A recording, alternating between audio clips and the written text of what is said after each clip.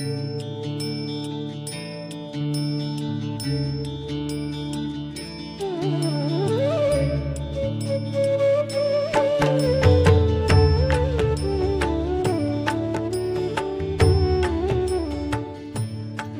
जैन मित्रों, आज हम दीपशिखा जी के यहाँ दिल्ली आए हुए हैं। दीपशिखा जी हमारी नूतन सभा श्री शांतिनाथ आत्मानंद जैन सभा दिल्ली एनसीआर में संयोग के पद पर कार्यरत है और तन मन धन से गुरु सेवा में सदा तत्पर रहती हैं। आज मैं इनसे विनती करूंगा कि श्रीमद रत्नाकर महाराज साहब जी के बारे में हमें कुछ बताएं। जय जैन जी। जय जैन। मैं सबसे पहले तो मैं जानना चाहूंगा कि गुरुदेव के दर्शन सर्वप्रथम कहाँ हुए आपको? सर्वप्रथम मैं पैदल यात्रा संग गुरुदेव लेकर जब जा रहे थे तो अपने मम्मी पापा को मिलने के लिए जब गई तो वहाँ सबसे पहले मैंने गुरुदेव के दर्शन किए और दर्शन दूर से किए थे तो मुझे एकदम से इच्छा हुई कि मैं इनके पास जाके इनको गुरु वंदन करूं। और उसी दिन गुरुदेव का पहला चमत्कार मैंने देखा। तो क्योंकि मेरे मन की बात कोई जानता नहीं था और उन्होंने मेरे बिना प्रश्न पूछे सबसे पहले मुझे मेरे मन की जो वो पीड़ा थी उसका उत्तर मुझे उन्होंने उसी समय दे दिया था जी। तो मैं तो यही कहूँगी, जैसा कि अनुराग जी ने अपने संस्मरण में बोला कि वो एक चमत्कारी गुरु थे, तो मेरे साथ तो गुरुदेव का जितना भी एक्सपीरियंस हुआ है वो चमत्कार और चमत्कारों से ही भरा हुआ है। क्योंकि अकेले हम खुद ही इसको एक्सपीरियंस करते हैं तो सामने वाला बस गुरुदेव तो हंसते थे और चमत्कार जिसने it's a kind of automatic process. हाँ, तो उसी को पता है कि गुरुदेव ने क्या किया है जी। तो ऐसे था। तो मैं इसी के अंडर आपको एक उनका जो चमत्कार मेरे साथ हुआ है, शायद मैंने कभी अपने परिवार के साथ भी ये शेयर नहीं किया, आज मैं आपके साथ शेयर करती हूँ कि गुरुदेव के दर्शन करने मैं लुधियाना गई और इसलिए गई थी क्योंकि अनुराग जी के साथ मैं साउथ अफ्रीका जाने वाली थी। तो मुझे लगा कि इतनी दूर जाना है तो मैं पहले एक बार गुरुदेव के दर्शन कर दूं और फिर चलूं। तो करने अकेली मैं यहाँ से दिल्ली से लुधियाना गई, गाड़ी में गई और वहाँ पहुँचकर ऊपर उपाश्रय में गई। घर से दीदी को भी साथ में लिया था लुधियाना में से। तो ऊपर गई तो 11:15 बजे करीब मैं पहुंची। वहाँ कुछ लोग बैठे थे गुरुदेव के पास। तो मैंने उनके दर्शन करके वंदन करके गुरुदेव को बोला, गुरुदेव मैं इस तरह बाहर जा रही हूँ साउथ अफ्रीका, तो मैं आपके दर्शन करने आई थी। तो गुरुदेव ने मुझे बोला कि हाँ पैसे वाले लोग हैं तो जा सकते हैं बाहर। तो मुझे ऐसे लगा मेरे मुंह पे किसी ने थप्पड़ मार दिया। तो चलो कोई नहीं, मैंने अपने मन में जाने दी बात। फिर थोड़ी देर में गुरुदेव ने, उनके पास एक घड़ी पड़ी हुई थी, उन्होंने उठा के मुझे यूं घड़ी दिखा दी, कहते आपका समय हो गया जाइए। तो आसपास लोग बैठे थे। मैं इतनी दूर से घर से आई थी 5-6 घंटे का ट्रेवल करके गुरुदेव के दर्शन करने। मैंने कहा मैं घर जाके क्या बताऊंगी कि गुरुदेव ने मेरे साथ ऐसा किया। तो वहां से जैसे तैसे करके मैं घर पहुंच गई, सीमा दीदी के घर, सुंदर नगर में वो रहते थे। वहाँ जाके मेरे जो सीधा ही ऊपर कमरे में गई और जो मैंने रोना शुरू किया एकांत में, और किसी को मिली नहीं, कोई फ़ोन अटेंड नहीं किया, कुछ नहीं, बस रोते रोते पूरा दिन निकल गया और रोते रोते मैं सो भी गई, रात भी हो गई।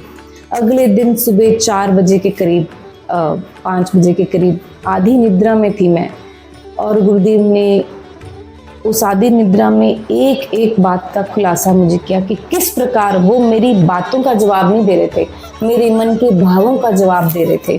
तो उसके अंदर मैं आपको ये बताना चाहती हूँ आज कि उस समय मुझे महसूस नहीं हुआ कि मेरे मन में क्या भाव आ रहे हैं और क्या जा रहे हैं, मुझे वाकई में पता नहीं चला। लेकिन उस दिन सुबह, अगले दिन सुबह 4-5 बजे गुरुदेव ने आकर मुझे समझाया और बताया कि किस प्रकार मेरे मन में उस समय सबसे पहले मेरे धन का उत्तर उन्होंने दिया कि मेरे धन में अहंकार आया, धन के लिए अहंकार आया। तो उन्होंने प्रत्युत्तर में बोला, हाँ धनी लोगों तो आप जा सकते हो।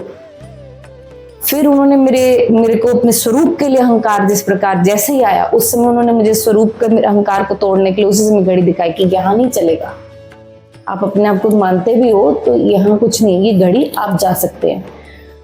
तो वो साथ ही गुरुदेव ने एक हमारे गुरुवंदन में एक लाइन आती है लास्ट में, तुभ्ये जानह अहम ना जानामि। उसका अर्थ गुरुदेव ने उसी समय मुझे समझा दिया कि जो मन के भाव मैं नहीं जानती आप जानते हैं, उनके लिए भी मैं आपसे मिच्छामि दुक्कड़म, मैं क्षमा मांगती हूँ। मेरे शरीर में पूरे करंट की लहर दौड़ गई। उससे पहले ये समझ आने से पहले मैं रो रही थी और सोच रही थी अब कभी दोबारा गुरुदेव के दर्शन करने नहीं आ सकती, आऊंगी नहीं, या कि कैसे गुरुदेव ने ऐसे, मैं घर जाके क्या बताऊंगी, गुरुदेव ने ये मुझे उत्तर दिया। और जब समझ आई तो मैं तुरंत, मैं कहा अभी तुरंत मुझे गुरुदेव के पास जाना, नहा धो के शीघ्र बड़े उल्लास और आनंद के साथ में गुरुदेव के पास वहां पहुंची। प्रवचन हॉल में पूरा प्रवचन हॉल भरा हुआ था वहां पे, और वहां पर गुरुदेव का उस दिन प्रवचन भी तुभ्ये जाना अहम ना जानामि के ऊपर हुआ।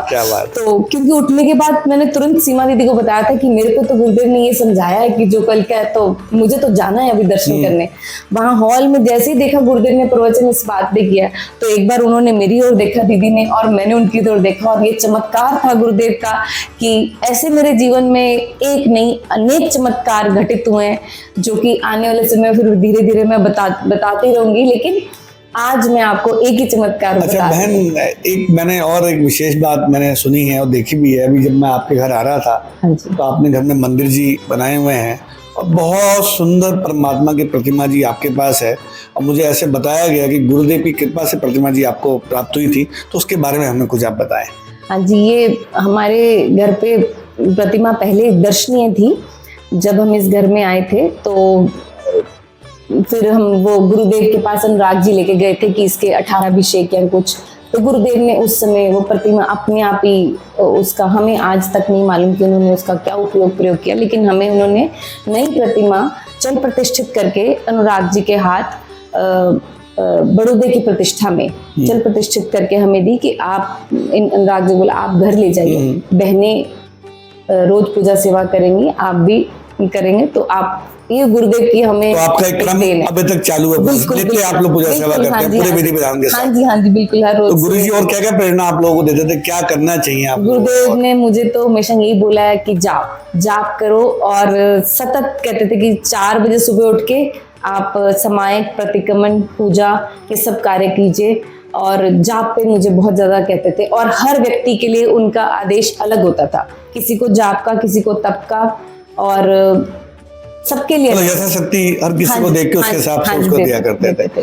और आपका संस्मरण कोई अंबाला के बारे में कुछ आपको याद हो कुछ? बिल्कुल, अंबाला भी हमारा वहाँ पे जाना होता था, गुरुदेव के पास उनके दर्शन करना, गुरुदेव खड़े होकर जिस तरह मंदिर बना रहे हैं वो देखना उनका, और बस मुझे तो उनकी हंसता हुआ चेहरा और उनकी आंखों का प्रेम ही बस, मतलब जब गुरुदेव गए तो ऐसा लगा कि अब मेरा कोई नहीं रहा।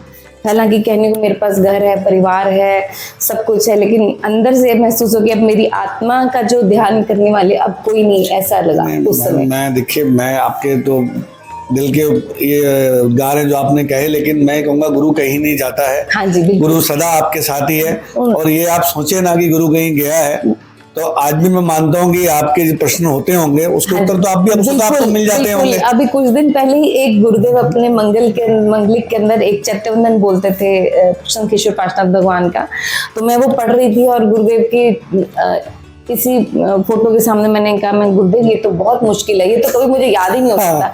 आप मानेंगे नहीं, बस एक दिन मैंने गुरुदेव के आगे पढ़ी है जी फोटो, एक बार पढ़ी और अगले दिन मुझे वो याद हो चुकी थी, जो कि मेरे लिए अगर आपको दीपशिखा करे तो असंभव है, उसके शब्द भी इतने कठिन है।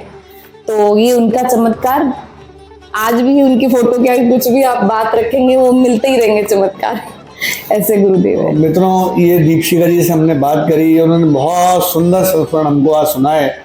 गुरुजी कैसे प्रेरणा देते थे और गुरुजी कैसे अपने भक्तों के मन की बात को जान के उसका समाधान भी कर देते थे, और भक्त जान जाता था कि मेरे गुरु ने किस प्रकार आगे मेरी समस्या का समाधान कर दिया। तो ऐसे उपकारी गुरु हमारे श्रीमद रत्नाकर महाराज साहब रहे हैं। और मैं एक विनती आपसे और आपके परिवार से दीपिका जी और करूँगा कि आगामी 1 तारीख को अम्बाला में ऐसे महान गुरु हमारे परम पूजनीय गुरुदेव श्रीमद रत्नाकर महाराज साहिब जी की मंदिर की प्राण प्रतिष्ठा होने जा रही है। आप सब परिवार संग अवश्य में पधारें, कार्यक्रम की शोभा बढ़ाएं। आज इतना ही मित्रों, फिर आगे मिलेंगे। आज का ये संस्मरण आप बीडी सूरी चैनल से, संदेश चैनल से और उत्तरा तीरथ चैनल के माध्यम से सुन सकते हैं, देख सकते हैं। इतना ही। जय जगन्नाथ। जय जिनेश।